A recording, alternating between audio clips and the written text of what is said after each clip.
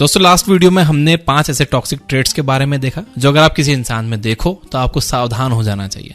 अगर आपने इस वीडियो का पार्ट 1 नहीं देखा है तो आप आई बटन पर क्लिक कर सकते हो या डिस्क्रिप्शन में उसका लिंक है, आप वहां से भी देख सकते हो। अब इस वीडियो में हम अपनी लिस्ट को कंटिन्यू करेंगे और बचे हुए 5 टॉक्सिक ट्रेट्स के बारे में जानेंगे। जैसे जैसे आप इस वीडियो को देखो खुद से भी क्वेश्चन करते जाओ कि कहीं आप में भी तो ये ट्रेट्स नहीं है। तो आइए चलते हैं अपने 6th टॉक्सिक ट्रेट की तरफ, जो है पैसिव एग्रेशन। अगर आप किसी बंदे की किसी हरकत की वजह से गुस्सा हो तो आप अपने गुस्से को 3 तरह से एक्सप्रेस कर सकते हो। पहला तो ये कि आप उसे 4 गालियां दो और मारकर उसका मुंह तोड़ दो। इसे एक्टिव एग्रेशन कहा जाता है। मुझे बताने की जरूरत नहीं है कि यह अच्छा आइडिया नहीं है। दूसरा ये कि आप शांत दिमाग से उससे बात करो। आप उससे उसकी गलतियों के बारे में बताओ। उससे साफ साफ कहो कि आप नेक्स्ट टाइम ये बिहेवियर टॉलरेट नहीं करोगे। तीसरा ये कि आप उससे बात करना ही बंद कर दो। आप पीठ पीछे उसकी बुराई करने लगो, उस पर ताने मारने लगो, आप उसकी इंपॉर्टेंट चीजें चुरा कर तोड़ दो ताकि वो परेशान हो जाए। आप जानबूझकर ऐसे काम करो या जोक्स मारो जिससे वो बंदा हर्ट हो। इसे पैसिव एग्रेशन कहा जाता है। पैसिव अग्रेसिव लोगों के साथ कम्युनिकेशन की प्रॉब्लम होती है। इन्हें अगर आपका कोई मजाक अच्छा नहीं लगा है या अगर ये किसी बात पर आपसे हर्ट हुए हैं तो ये आपसे बात नहीं करेंगे, बल्कि पीठ पीछे आपको चोरी छुपे हर्ट करने की कोशिश करेंगे। ये जेलसी की वजह से भी पैसिव अग्रेसिव हो सकते हैं। लो लेवल पर ये आपकी इनसिक्योरिटीज पर जोक मार सकते हैं, आपके वेट, आपकी स्किन टोन, आपकी हाइट, आपकी पर्सनालिटी का मजाक बना सकते हैं। हाई लेवल पर ये आपकी गाड़ी पंक्चर करके उसके हेडलाइट्स फोड़ सकते हैं ताकि आप एक इंपॉर्टेंट मीटिंग के लिए लेट हो जाओ और आपका बड़ा नुकसान हो जाए। पैसिव अग्रेशन बहुत सारे लोगों में होता है। हम अक्सर किसी को कन्फ्रंट करने से डरते हैं। हमें झगड़ा करना या आर्गुमेंट शुरू करना पसंद नहीं होता, लेकिन हम अपने गुस्से को हमेशा के लिए छुपा नहीं सकते। इसलिए हम अपने गुस्से को एक्सप्रेस करने के लिए पैसिव अग्रेशन का सहारा लेते हैं। अगर आप इस तरह से बिहेव करते हो तो ओपन कम्युनिकेशन प्रैक्टिस कीजिए। सामने वाले बंदे से डायरेक्टली जाकर कहिए कि उसकी क्या गलती है और उससे रिक्वेस्ट करो कि वो आपकी बाउंड्रीज की रिस्पेक्ट करे। अगर आप किसी दूसरे को पैसिव अग्रेसिव होता देख रहे हो तो भी आप उससे डायरेक्टली जाकर बात करो। उससे पूछो कि वो आपकी किस बात से हर्ट हुआ है और उसके लिए उसे सॉरी बोलो। उसे बताओ कि नेक्स्ट टाइम वो आपसे डायरेक्टली बात कर सकता है और उसे इस तरह से बिहेव करने की जरूरत नहीं है। Number 7, loyalty test. जब कोई आपकी वफादारी का सबूत बार बार आपसे मांगे तो इसे ही लॉयल्टी टेस्ट कहा जाता है। वैसे तो लॉयल्टी टेस्ट लेने में कोई बुराई नहीं है। आप आसानी से लोगों पर ट्रस्ट नहीं कर सकते हो, इसलिए आप उनका कैरेक्टर जज करने के लिए उनका लॉयल्टी टेस्ट लेते हो। आप उनके एक रिक्वेस्ट को जानबूझ के डिनाई करते हो ताकि आप ये देख सको कि कहीं वो एंटाइटल्ड या लव बॉम्बर तो नहीं है। एंटाइटल्ड और लव बॉम्बर को जानने के लिए पार्ट 1 देखिए। आप उन्हें थोड़ा सा हर्ट करते हो ताकि आप ये डिसाइड कर सको कि वो पैसिव अग्रेसिव तो नहीं है।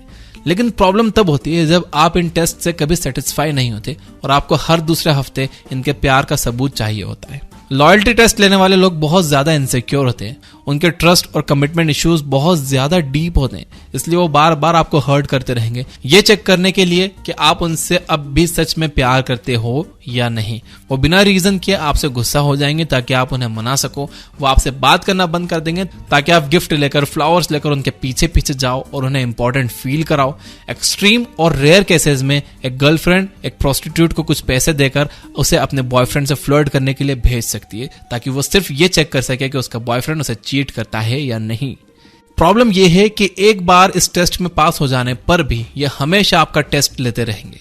अगर आपको बार बार ये लगे कि आपका पार्टनर बिना रीजंस के आपको परेशान कर रहा है और आपके रिएक्ट करने पर वो आपसे बोल रहा है कि तुम तो मुझसे प्यार ही नहीं करते, जब मुझे सह नहीं पा रहे हो तो ब्रेकअप क्यों नहीं कर लेते। अगर आपके साथ कुछ ऐसा हो रहा है तो आप उस इंसान से दूर हो जाइए। Number 8, psychopath. साइकोपैथ का नाम सुनकर आपके दिमाग में सीरियल किलर्स आते होंगे, लेकिन सारे साइकोपैथ सीरियल किलर्स नहीं होते। बहुत सारे साइकोपैथ्स अपनी फील्ड में काफी सक्सेसफुल इंसान होते हैं जो कि आपको काफी चार्मिंग और इंटरेस्टिंग लग सकते हैं। ये कभी आप पर जानलेवा हमला तो नहीं करेंगे, लेकिन ये आपको दूसरे तरीकों से हर्ट कर सकते हैं।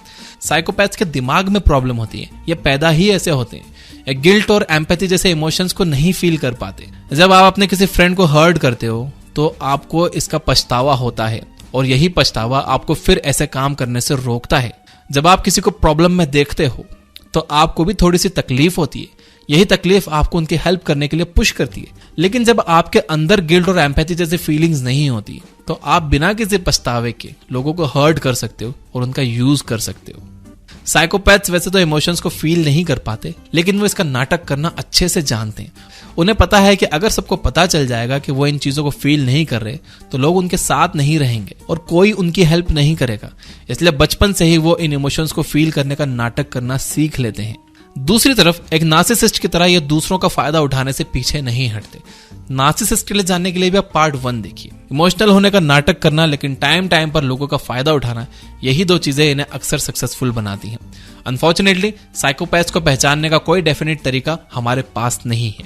कुछ साइकोलॉजिस्ट का कहना है कि जैसे एक नॉर्मल इंसान के बगल में बॉम्ब फूटने से वो डर जाता है, वैसे एक साइकोपैथ नहीं डरता। लेकिन ये टेस्ट कितने रिलायबल हैं हम नहीं बता सकते। मैं आपको यही एडवाइस दूंगा कि जब आपको लगे कि कोई आपका फायदा उठा रहा है तो आप उससे दूर रहिए। Number 9, sociopath. सोशियोपैथ साइकोपैथ्स के बेवकूफ वर्जन होते हैं। एक साइकोपैथ पैदा होने के टाइम से ही साइकोपैथ होता है, लेकिन एक सोशियोपैथ के साथ ऐसा नहीं है। सोशियोपैथ्स अपने बचपन में हुए ट्रॉमेटिक एक्सपीरियंसेस की वजह से सोशियोपैथ्स बनते हैं। जैसे कि एक साइकोपैथ बहुत अच्छे से नाटक करना जानता है, वहां एक सोशियोपैथ नाटक नहीं कर पाता। सोशियोपैथ्स यूजुअली स्टार्टिंग में आपको बहुत चार्मिंग लग सकते हैं, या आपकी कमजोरियों का पता लगाएंगे ताकि वो इसका यूज करके बाद में आपको हर्ट कर सकें और आपको कंट्रोल कर सकें। अफसोस इस बात का है कि नार्सिसिस्ट और साइकोपैथ्स की तरह ही इन्हें आसानी से पहचाना नहीं जा सकता। Number 10, N V. एनवी एक बहुत ही नेचुरल इमोशन है। एज ए ह्यूमन हम चाहते हैं कि हमारे पास पैसा हो, पावर हो और इन्फ्लुएंस हो। ये सारी चीजें हमें सेफ फील कराती हैं। 10,000 साल पहले अगर आपके पास ये सब होता तो आपके सर्वाइवल के चांसेस ज्यादा थे। जब हमारे पास ये चीजें नहीं होती हैं लेकिन हमारे फ्रेंड के पास होती हैं तो उससे थोड़ा सा जलना नॉर्मल है, क्योंकि हमारा इमोशनल ब्रेन इनसिक्योर फील करने लगता है। हमें लगने लगता है कि यार हम बहुत पीछे हैं। प्रॉब्लम तब होती है जब हम इस एनवी का यूज नेगेटिव तरीके से करते हैं। जलन में आकर एक बंदा आपके लिए बहुत ज्यादा पैसिवली अग्रेसिव हो सकता है। वो आपके बारे में अफवाह फैला सकता है या आपकी सक्सेस को बर्बाद करने की कोशिश कर सकता है। लोग अक्सर अपनी जलन को छुपाने के लिए ये दिखाते हैं कि वो आपकी सक्सेस से जल नहीं रहे हैं, बल्कि वो उससे इम्प्रेस्ड है। इसलिए वो आपकी बहुत ज्यादा तारीफ करते हैं और आपका दोस्त बनने के लिए बहुत उत्सुक होते हैं। अगर आप वाकई में किसी चीज में अच्छे हो और कोई काफी कम टाइम में आपका दोस्त बन जाए तो उससे थोड़ा सावधान रहना।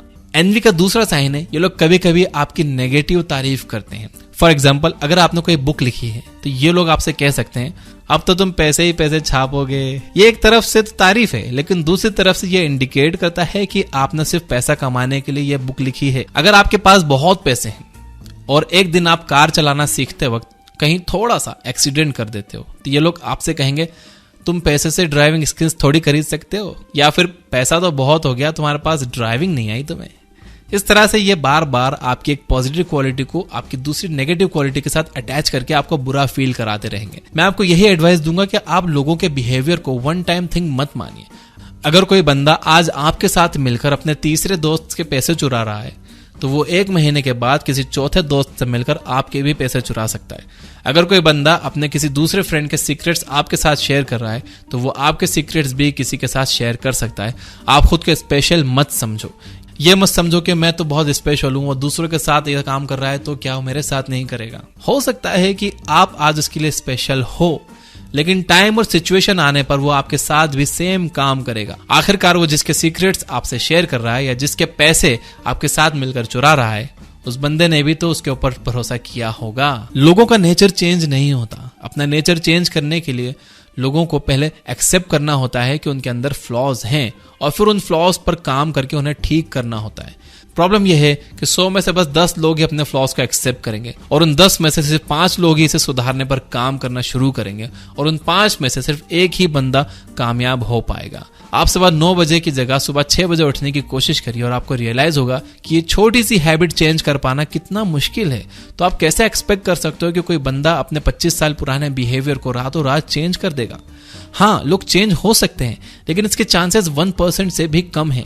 इसलिए आप रूल ऑफ थंब याद कर लीजिए, अगर कोई इंसान किसी दूसरे के साथ गलत काम कर रहा है तो वो ये काम पहले भी कर चुका है और आने वाले टाइम में भी फिर से करेगा। टाइम और सिचुएशन आने पर वो आपके साथ भी सेम काम करेगा। इसलिए बेटर है कि आप खुद को इसके लिए प्रिपेयर्ड रखो। लास्टली, हर किसी में फ्लॉज हैं। आप छोटे छोटे फ्लॉज के लिए सबसे दोस्ती मत तोड़ लो। हर कोई थोड़ा सा नार्सिसिस्ट होता है और अपनी गलतियां नहीं मानता।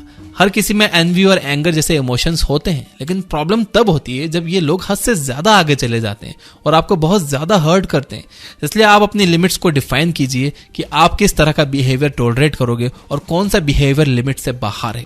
जब कोई लिमिट से बाहर जाए, जब कोई आपको कंट्रोल करने की कोशिश करे, तो आप साफ साफ उससे बात करके उसे बताइए कि नेक्स्ट टाइम इस तरह का बिहेवियर आप टॉलरेट नहीं करोगे। अगर वो फिर भी इस काम को करे तो आप उसे अपने सर्कल से बाहर निकाल दो।